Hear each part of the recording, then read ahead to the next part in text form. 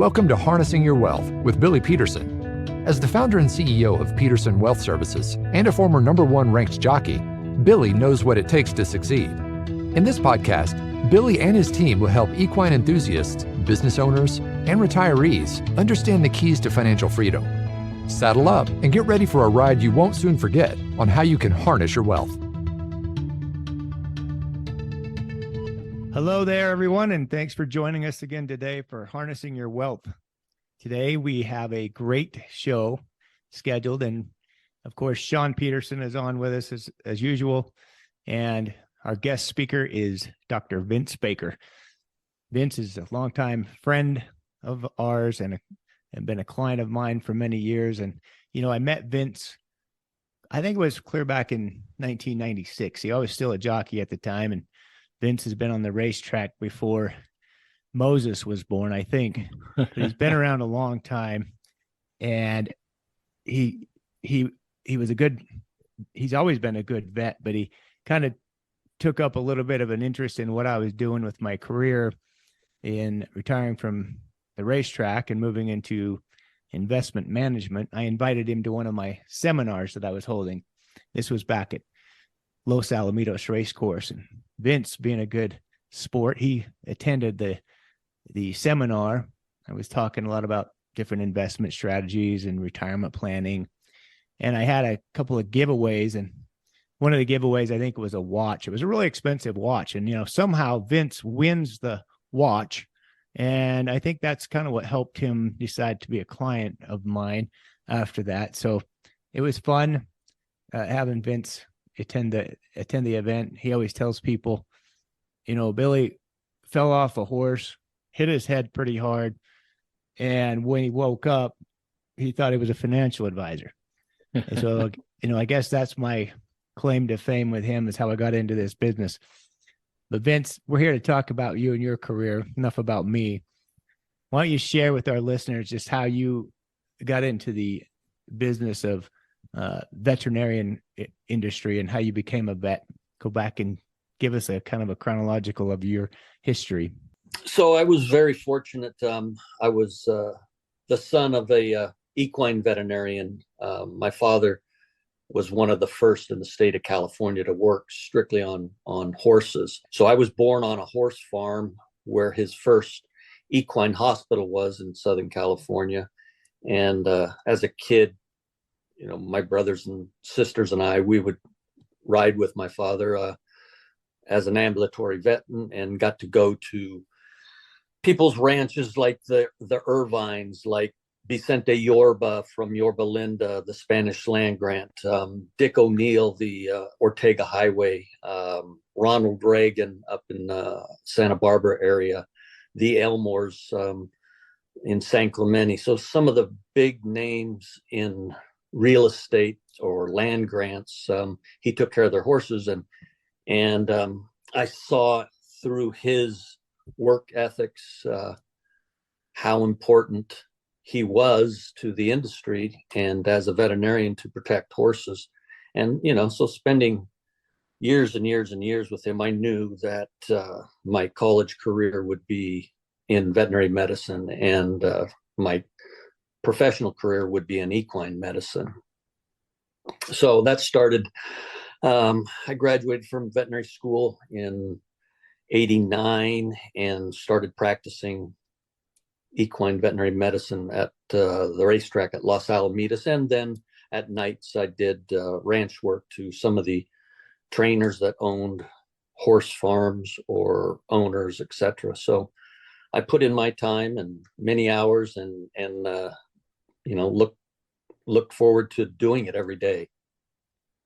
Now, Vince, you started out, as you mentioned, at Los Alamitos, so working primarily, for the listeners who aren't familiar with the terminology of the racetracks, Los Alamitos is primarily a quarter horse track. Correct. Or it was back in those days, at least, right?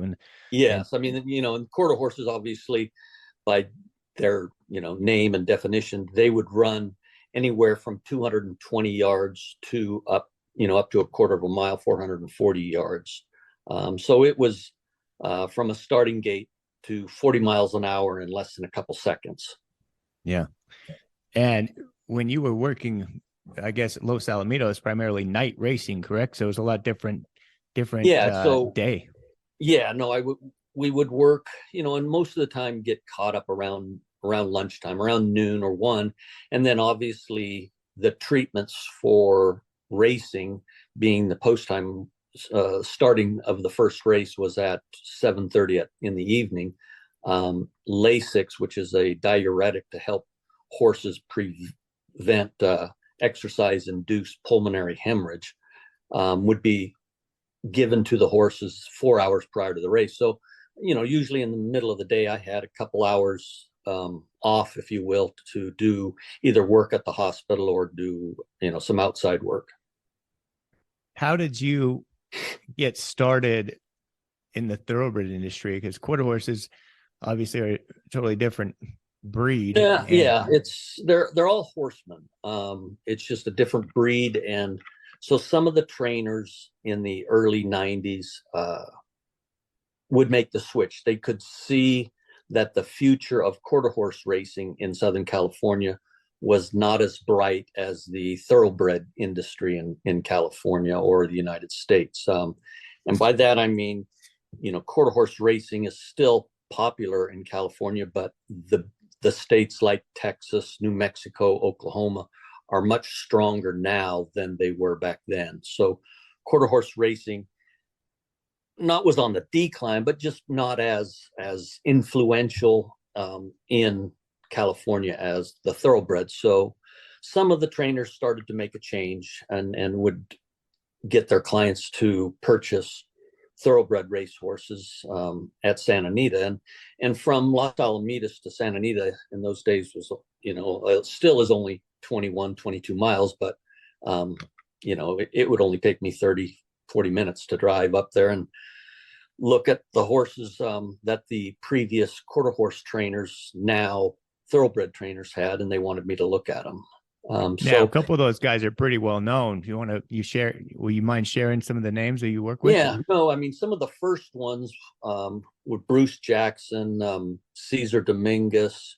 Obviously, Wayne Lucas was a quarter horse trainer, and then in the middle 80s moved to thoroughbreds. And I was fortunate enough to get a phone call from him one day and, asked me if I would make the change completely, I could have his work. And in those days, it meant Santa Anita Racetrack, Hollywood Park Racetrack in Los Angeles.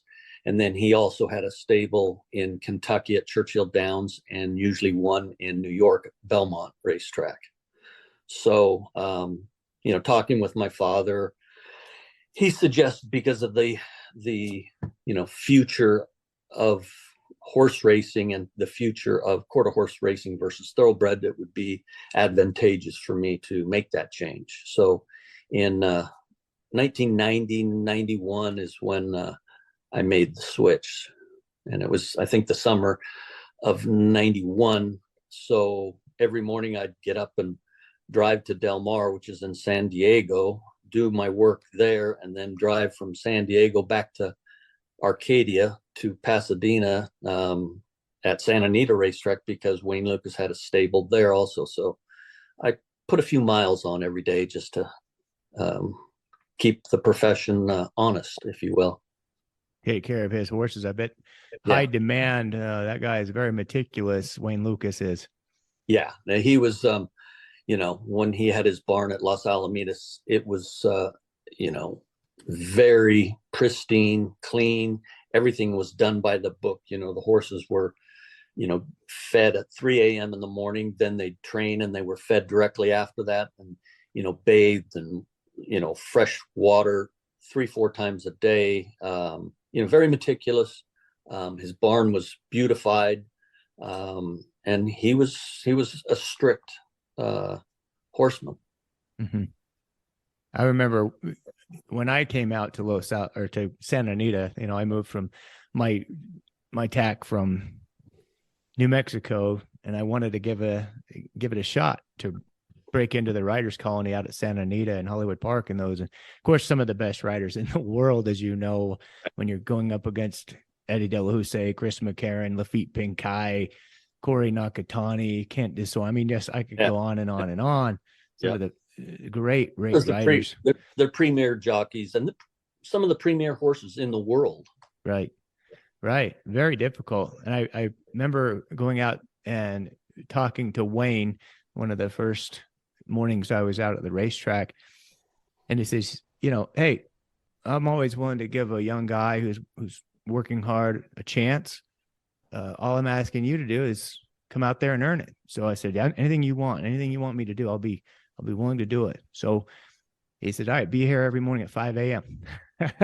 So, as the rest of the jockeys are sleeping till around 8, I was out at his barn at 5 a.m. And half the time he would say, no, we don't have anything for you today, Billy. Yeah. And so I'd walk off and wait there 2-3 hours before the other trainers showed up. But occasionally he'd have a horse for me to work, and I'd get on the horse and go out the track, and he ponied everything. Of course, he'd go to the track with everything. And he was the only trainer I ever worked horses for that was critical of every movement, every detail about what you were doing with the horse during the work. Still to this day, at age 87, he gets on that pony and goes out with the first set every day. He's a worker. It's amazing. I mean, people that want to get into this business should follow him around for a while to see what it takes to be successful. But he's one of the most successful trainers, obviously, of all time. Right. So, Vince, what does a typical day for you look like today, now that you're very established and you work on some of the best horses in the world? Well, I still, I made a rule, or I suggested a rule to the California Horse Racing Board years ago that the track in the morning could not be opened for training unless there was a veterinarian on the ground, just in case something happened, or, horse got loose and got injured or something like that. And they thought that was a great idea and said, Vince, you start this. So Vince still gets to the track at 4:30 in the morning. Now I only work 5 days a week, 5 or 6 days a week, but I still get there, and I pass that on to all the practices that, and young veterinarians there at the track, that it's very important that if you're going to take a day off, one of your associates or one of your other practicing veterinarians on the racetrack understand that, it's very important for us to be there for the safety of these horses. Mm-hmm. So yeah, I'm up at 3 every morning. I get to the racetrack by 4:30, and you make your rounds if anybody needs anything for their horses. If their horses have a fever, that's another thing veterinarians have imposed, if you will, on trainers, that all of their grooms take their horses' temperatures, and potentially a groom will take care of 4 to 5 race horses, and that they get to know those horses inside and out.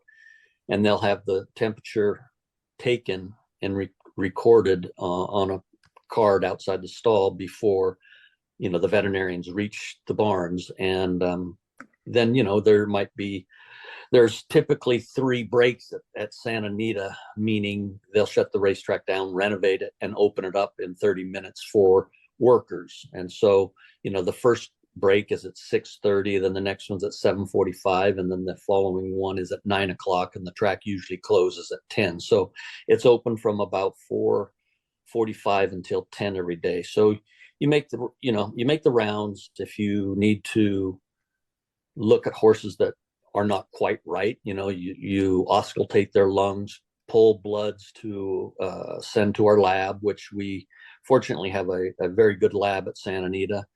And I can get results in an hour and a half, as to, do they have a bacterial infection? Do they have a viral infection? I can do cultures to see what type of virus it is, treat them with anti-inflammatories, and proceed as, the blood work and the lab work would dictate. Then you also treat a lot of horses that would be breezing or working out. And typically, if a horse is going to work a hard half mile or a hard 5/8 mile, they would get anywhere from 150 to 250 milligrams of Lasix, which is a diuretic, to help lower their blood pressures and to prevent bleeding from the lungs. It's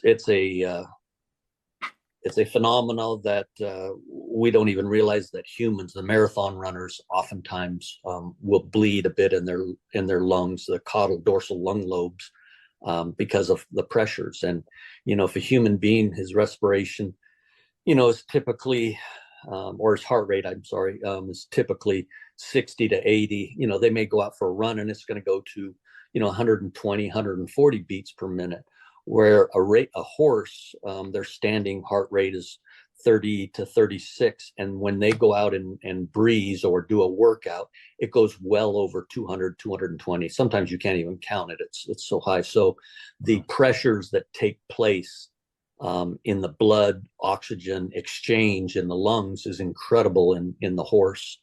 And also the horse is the only species where it's called rouleau formation. The red blood cells have a tendency to stick in low pressure systems, meaning in the lungs where gas exchange take place. So that's, one thing that a horse has different than a human, but humans can have pulmonary hemorrhage, and marathon runners will. So we do a lot of that work, Lasixes, and maybe horses that have walked for a few days might need a sedation so they don't go out there and get over rambunctious and run off and dump the rider or hurt themselves. So, there's a lot of that. And then horses that you have on antibiotics, that are, twice a day or 3 times a day, you'll start those.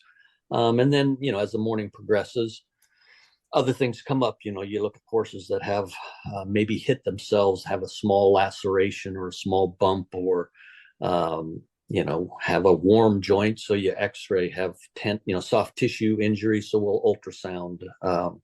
So it varies from diagnostic imaging to internal medicine to just minor things, jogging a horse up and down on the road to make sure that they're sound and their legs are in good shape. Right. No, Billy, so I want to make sure you heard that about marathon runners, because I know you're a big runner. Yeah, I think that's what happened to you, Shaun, in the marathon that you were trying to run. You must have bled. And... I was a runner myself. I ran cross country and track, and I was still a runner up until about 6 or 7 years ago. And I lived out in Somas, which is surrounded by thousands of acres of orchards. Mostly avocados, and it was great. I'd run to the top of the hill. I'd see the ocean. And one day running downhill, you don't put as much confidence, if you will, coming down the hill, because you're just kind of gliding down. And I jammed my knee, and my right knee blew up, and there was fluid on it, and it was sore. So I thought, well, I'm going to treat this conservatively, ice it, and maybe take some, Advil or Tylenol for a few days. And I did that. And after about a month, it didn't come down. So I went to an orthopedic guy, and he did an MRI, and he said, well, you've stretched your ACL a little bit, and your medial collateral is stretched. And he said, listen, you're 50 years old. What the heck are you running for? That is the worst exercise on your knees and ankles. And he said, pick up bike riding. And so my wife bought me a Peloton, and that's what I do now. There you go. You've got me terrified, Vince, because when I go for a run, I think my heart rate, and I'm not kidding, is around 175, 180. So well, maybe I better start walking.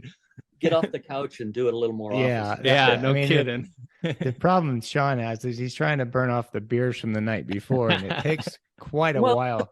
All good Mormons will do that. Yeah, that's true. Yeah. That's true. Oh my. Excuse me, we're almost in the home stretch for the episode.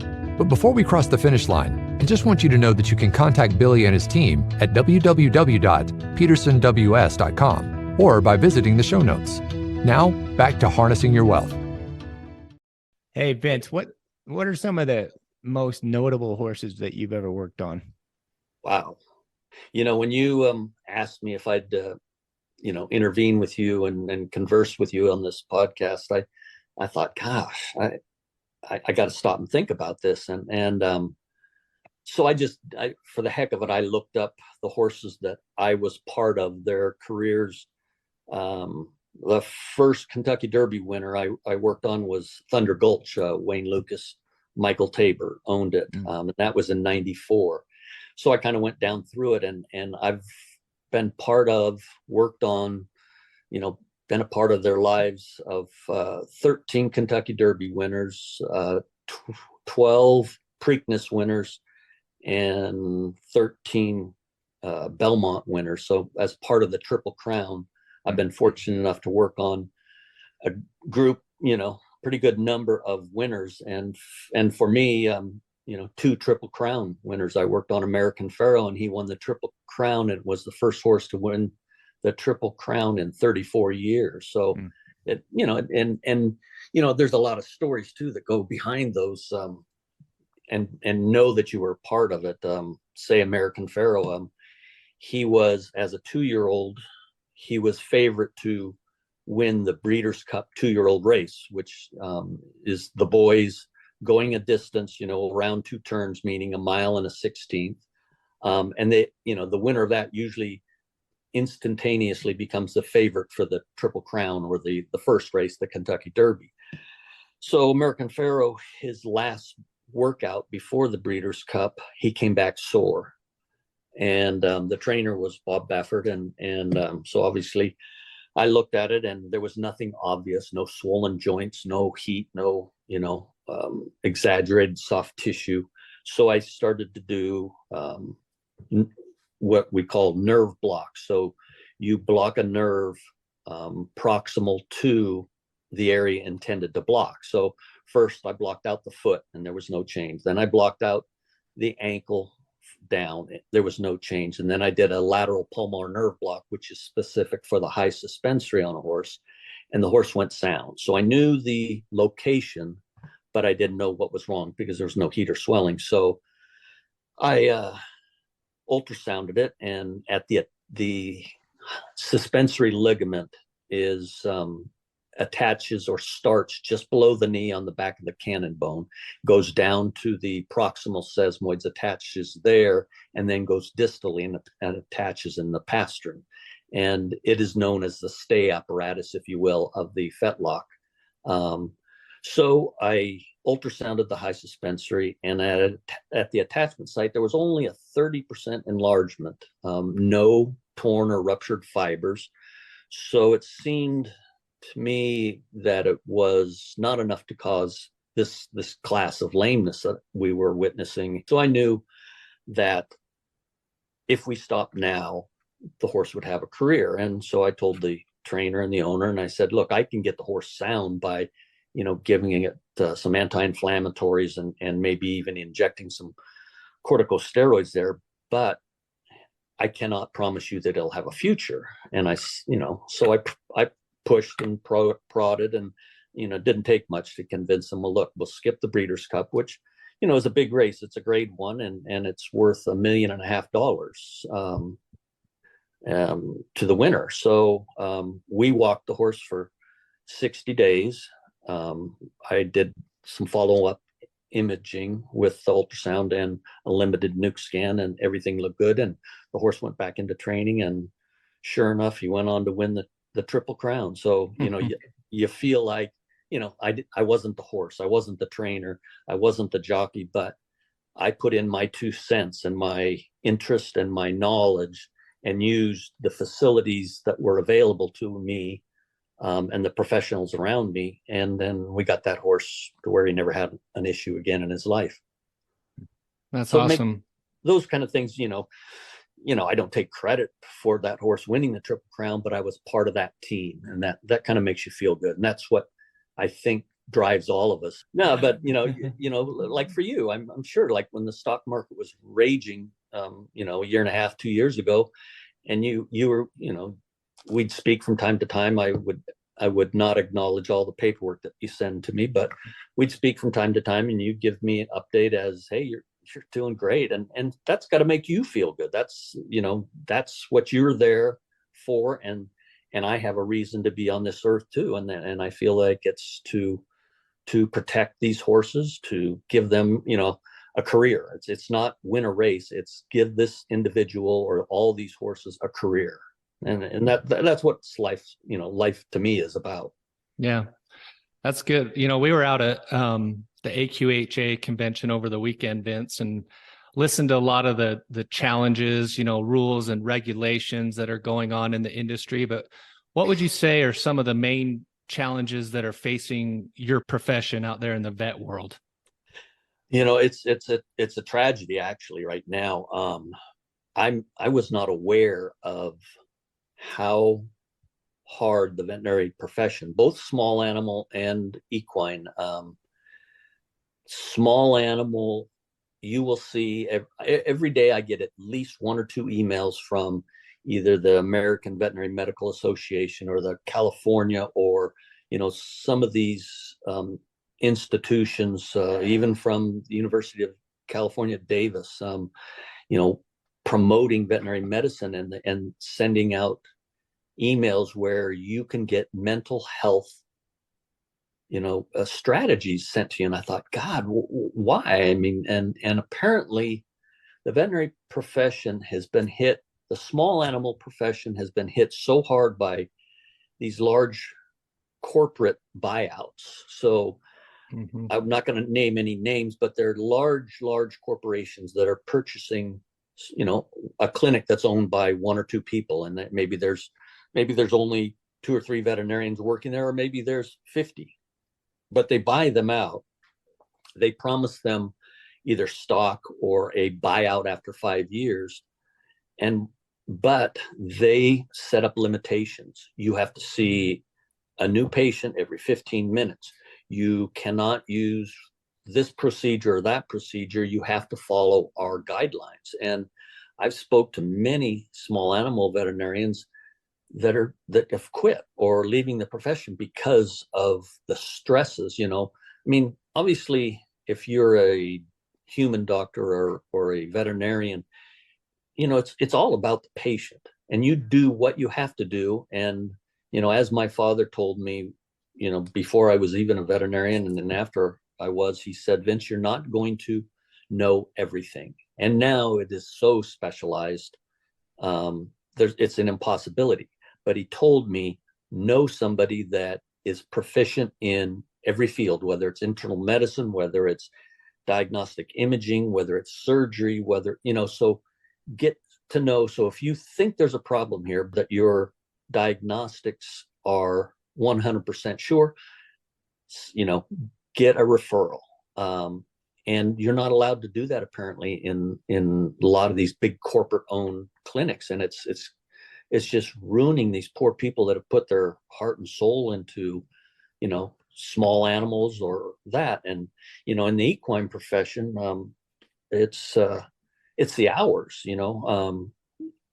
even now, I would say I probably put in 60 to 70 hours a week, which I know doesn't sound like a lot, but I'm 64 years old. And back in my heyday, I worked 7 days a week for the first 20 some years.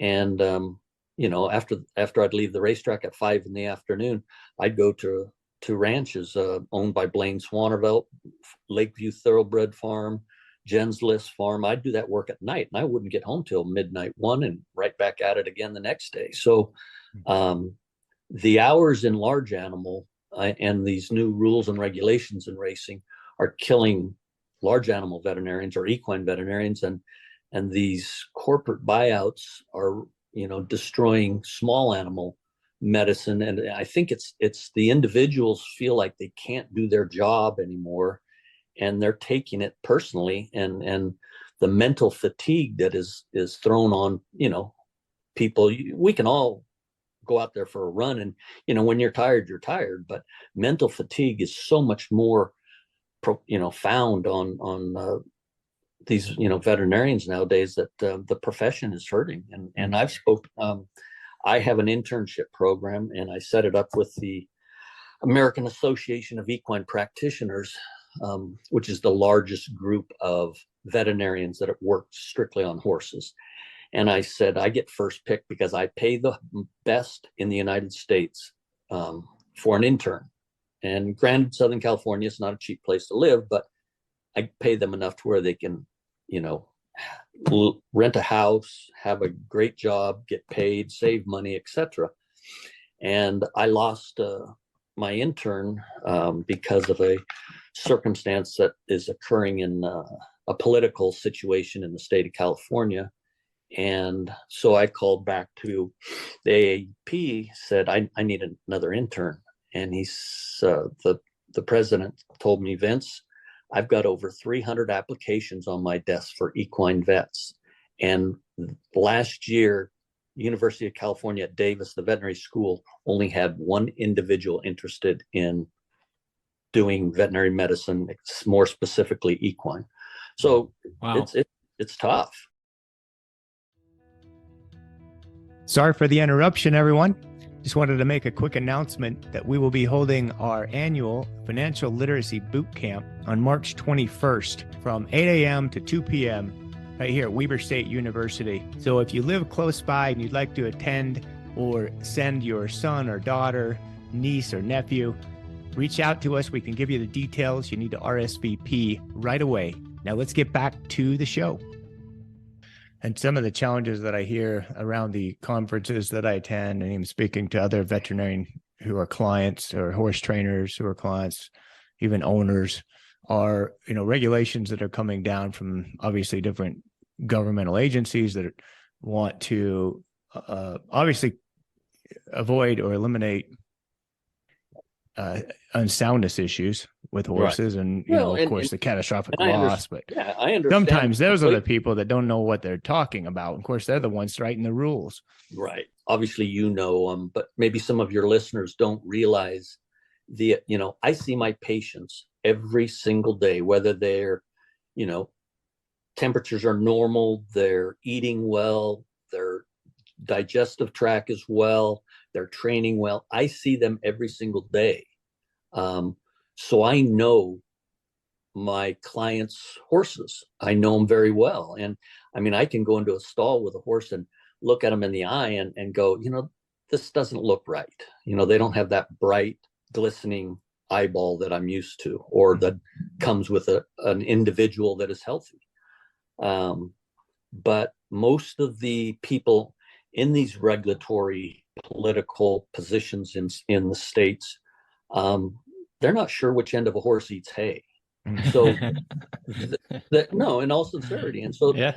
They don't understand that there's not more people on this planet that love animals more than veterinarians, and we're here for them. And we, I tell people, it's kind of sad, but I'll admit to it now that, where was I when my wife went into labor? I was at Del Mar and ultrasounded the horse and then drove up and met her at the hospital. Where was I the day my father passed away? Where was I the day my mother passed away? Where was I the day my older brother passed away? I was at the racetrack working, that it's, and those kind of things people don't understand that are in political positions. Politics does not have a role in veterinary medicine. We as doctors do. Right. And I think you would concur that horses are some of the most pampered individuals on the planet. I always make the joke, hey, if I'm going to die and come back as something else, just make me a thoroughbred stallion. Okay, good one. Yeah. Well, yeah, you wouldn't be very good at that. Come on, Vince. Come on, Vince. I'd be right up there. I completely concur. It's and unfortunately, it's like, I don't understand what you do every day. And I always give you heck about, did you fall asleep on the couch or anything? Like, when your girls answer the phone, they say, oh, Billy's in a meeting. I said, you mean he's out watching his kids play, baseball, and, I don't know, and I don't pretend to know your schedule and your business, but your success is obviously due to your responsible lifestyle. Yeah. Well, I think that goes in every aspect, every career, every industry. The people that you see that are successful, by and large, for the most part, and there are exceptions, but most of them that stay successful have earned it, and they had to put in the hours to get there. Exactly. No, exactly. And so I that's one of the reasons I wanted to have you on, Vince, is just knowing how well respected you are. I mean, not only in the tracks that you serve and the people that you've worked for, horses you worked on, I mean, seriously, all over the world. I know you've traveled to England, and I mean, you've probably worked on horses for sheiks and very high profile people. Been to Dubai, been to Saudi Arabia, been to South America, been to England, France. I've been very fortunate. Mm-hmm. Why do you think you've been so successful? I mean, other than the hard work, is it, I mean, have you been able to parlay these relationships and of course doing the right thing, or do you have anything that you just... That's the key. I mean, what my father told me is, I think the key to my success, be a hard worker, be concerned, and circle yourself with the pros in all aspects, So, Wayne McElraith, the head of surgery and the father of arthroscopic surgery, just retired from, sent out an email last week to me that he was going to retire. But for 44 or 45 years, he's come to my dad's hospital and then my hospital at least twice a month or 2 weekends a month for 44 years. And that's the father of arthroscopic surgery. Every book on arthroscopic surgery is written by him. Courses given throughout the United States, throughout the world by him. People that are involved in MRIs. I have 3 different groups. If it's a fetlock, I send it to a radiologist in Florida. If it's a foot, I send it to a radiologist in England. And if it's anything else, I send it. There's an imaging department at University of California, Davis. So, don't be ignorant. And engross yourself in who's the best in the industry, and make it your policy to get them to concur with your potential diagnosis and maybe what's the next step forward. Or an internal medicine specialist, if you have a sick animal that just isn't responding to the normal treatments. Trainers, like the first time I brought an internal medicine specialist into his barn, people thought, Vince, what are you doing? You're acknowledging to Wayne Lucas that you don't know what's going on. And I didn't take it that way. I took it as, I'm bringing in a specialist because I care about that animal more than anybody else. And Wayne Lucas thanked me the next day. He said, Vince, that was impressive, and I want to thank you for caring that much and knowing that person. So that's true in every walk of life. Yep. And you got to have a good team around you for sure.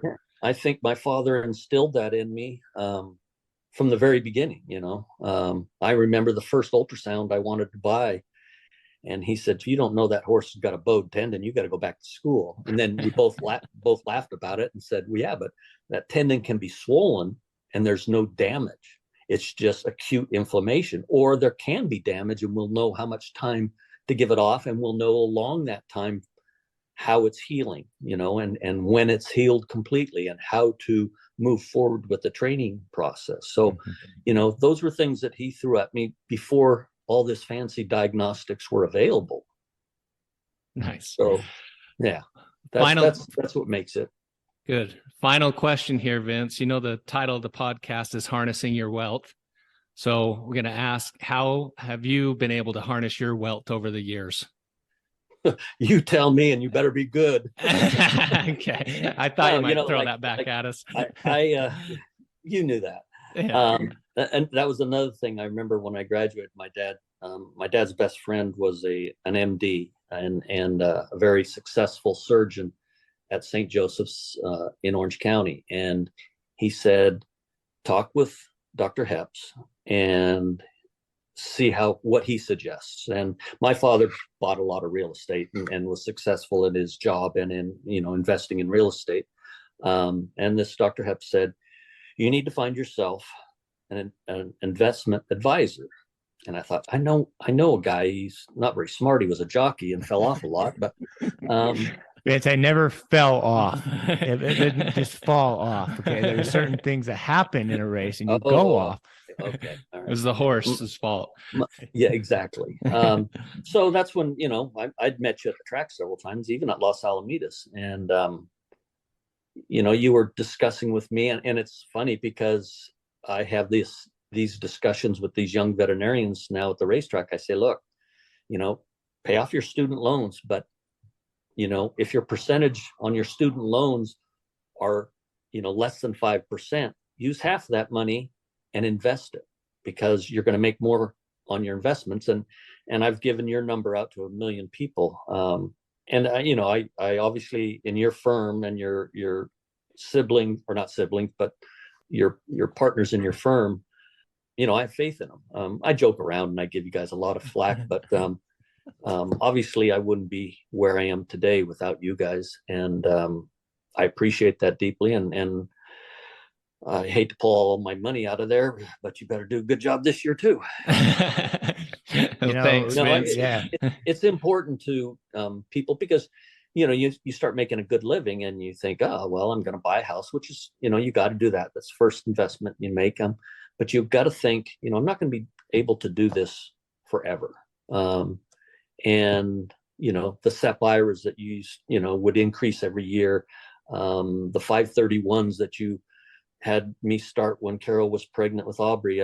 She's a junior in college, and I haven't had to take a penny out of my pocket to pay for her college, and she's going to go on to do, postgraduate work, and that's all going to be taken care of because of the steps you made me take, or us, my wife and I, take to invest in her future.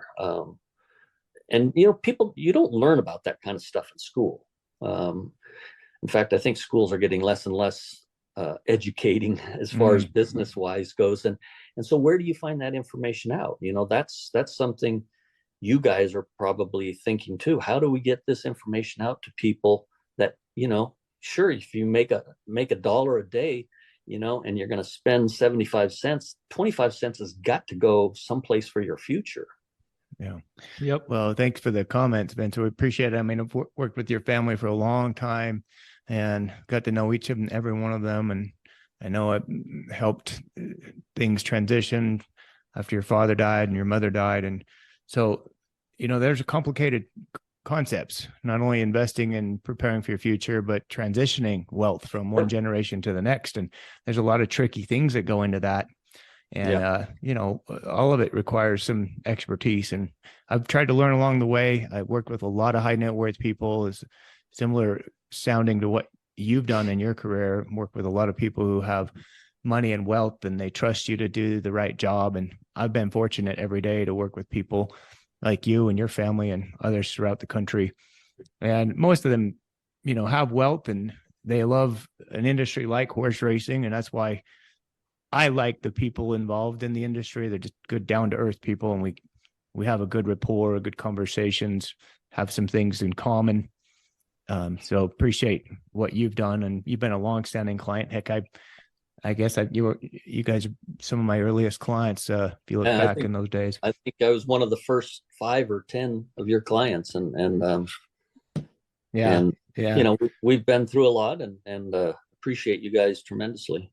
Well, and I will say, I worked at a lot of different brokerage firms. It's more Payne Weber, Smith Barney, Vince's, of course, made the moves every time he's followed me around, and I've appreciated that. He used to send notes in with his checks for contribution into his retirement plan. And so you don't know the amount of flack I had to take from all your funny little wisecracks, Vince. They were educational. They were very educational. When you have the operational staff at a firm, a very large firm with about 100 people, and they come back to your office and they're all giggling and snickering and saying, "What's up?" And what would you like us to do with this check from a Dr. Vince Baker? I said, "Well, just put it in his account. What do you want?" Okay, what do you want us to do about this note that he left? Because it says it's for your penile enlargement surgery. So still wisecrack like that I had to put up with, dealing with for 30 years, Vince, 25 years, at least 30. Yeah. Well, and look, it's made you a better person. Oh, and I said, "Hey, I don't want that check. I don't need that check." Send it back to Vince. Obviously, he's having some own personal problems of his own. But anyhow, I just wanted to share some stories, and we've had a lot of good times. And if our listeners, if you ever get out to California and want to go see the racetrack, that'd be a great place to visit. You go to the backside, check out what's going on. There's so much work behind the scenes that no one really knows about.